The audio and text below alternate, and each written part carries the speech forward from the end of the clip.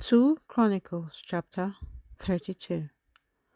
After these days of faithfulness, Sennacherib, king of Assyria, came and entered Judah. He encamped against the fortified cities, thinking to win them over to himself.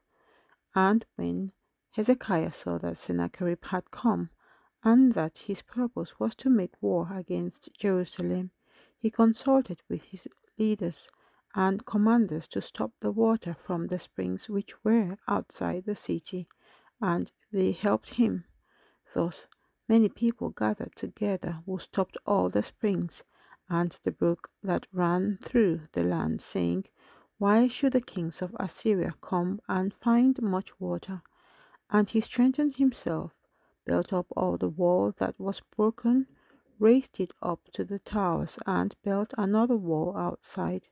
Also, he repaired the Millo in the city of David, and made weapons and shields in abundance. Then he set military captains over the people, gathered them together to him in the open square of the city gate, and gave them encouragement, saying, "Be strong and courageous.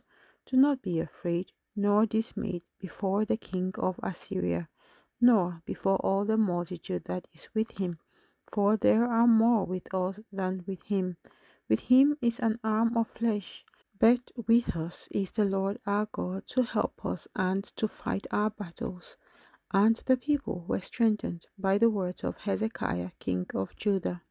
After this, Sennacherib king of Assyria sent his servants to Jerusalem, but he and all the forces with him laid siege against Lachish. To Hezekiah king of Judah, and to all Judah who were in Jerusalem, saying, "Thus says Sennacherib king of Assyria, In what do you trust that you remain under siege in Jerusalem?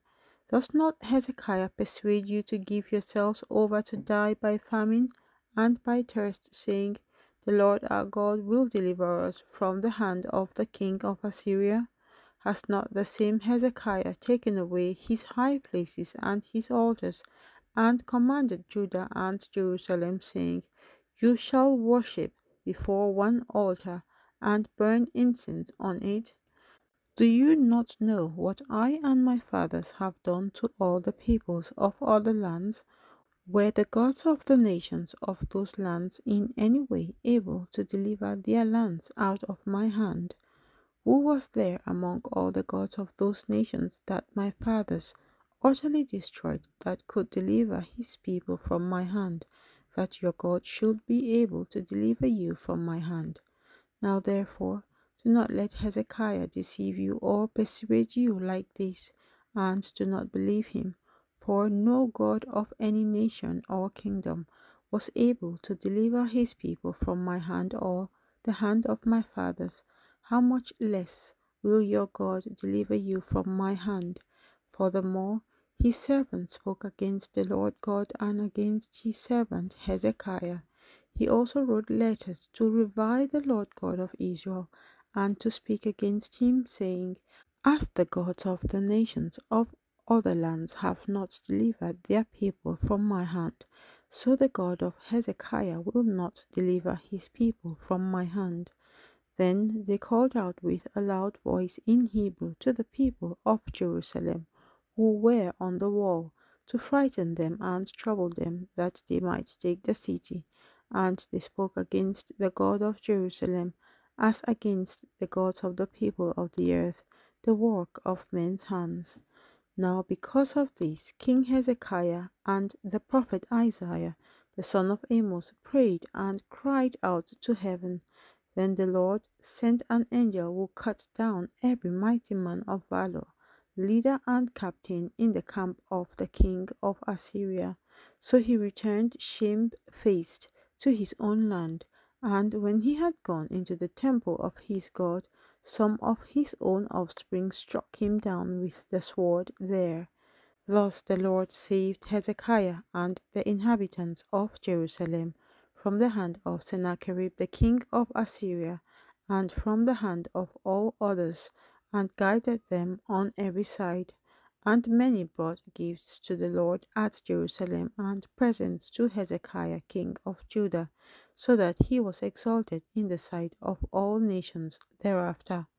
In those days Hezekiah was sick and near death, and he prayed to the Lord, and he spoke to him and gave him a sign.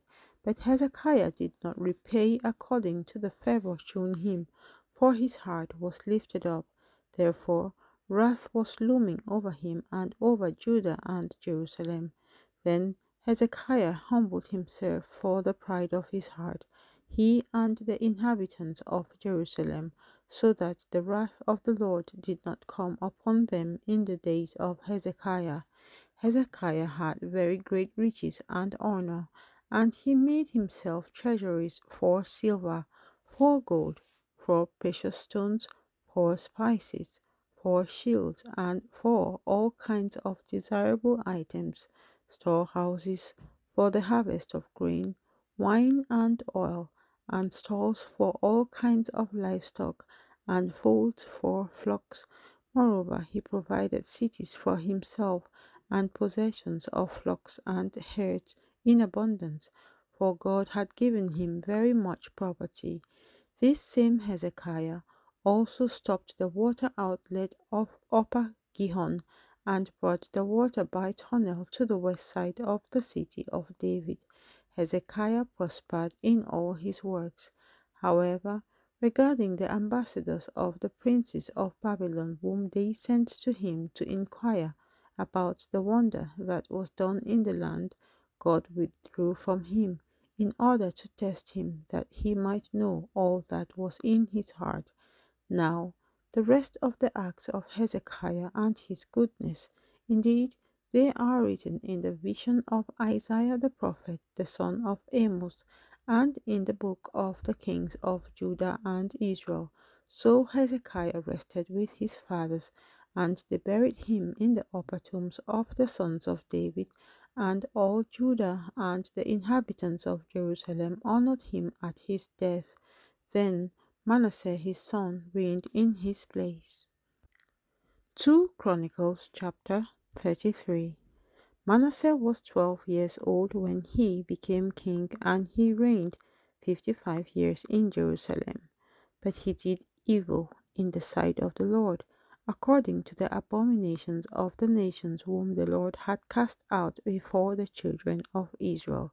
For he rebuilt the high places which Hezekiah his father had broken down.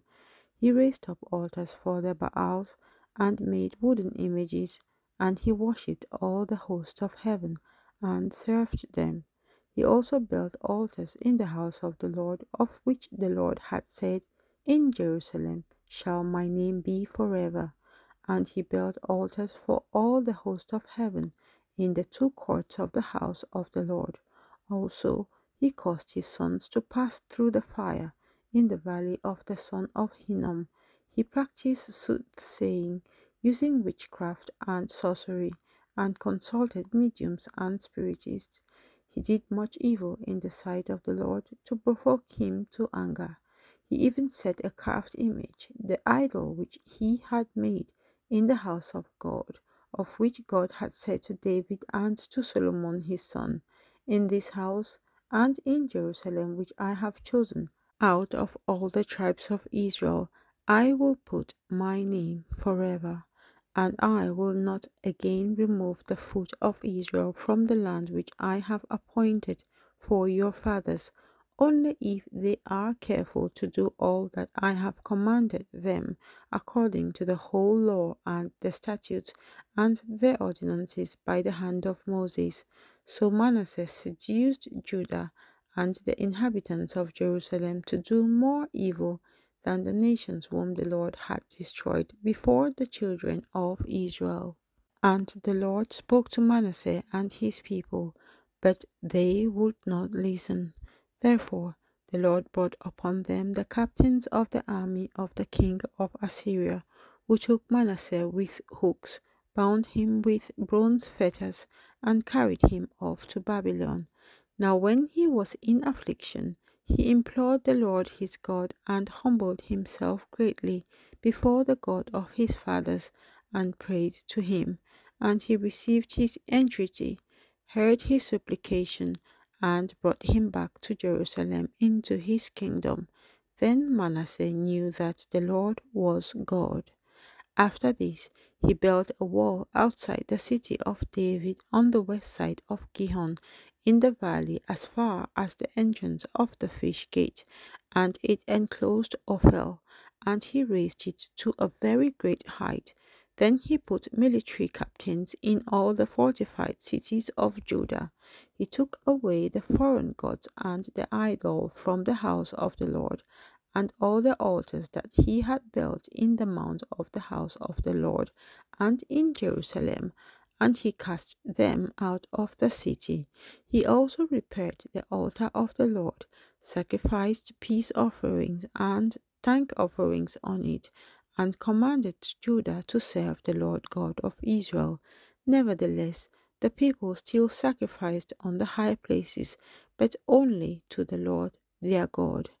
Now the rest of the acts of Manasseh, his prayer to his God, and the words of the seers who spoke to him in the name of the Lord God of Israel, indeed they are written in the book of the kings of Israel. Also his prayer, and how God received his entreaty, and all his sin and trespass, and the sites where he built high places and set up wooden images and carved images before he was humbled. Indeed, they are written among the sayings of Hosea. So Manasseh rested with his fathers, and they buried him in his own house. Then his son Amon reigned in his place. Amon was 22 years old when he became king, and he reigned 2 years in Jerusalem. But he did evil in the sight of the Lord, as his father Manasseh had done.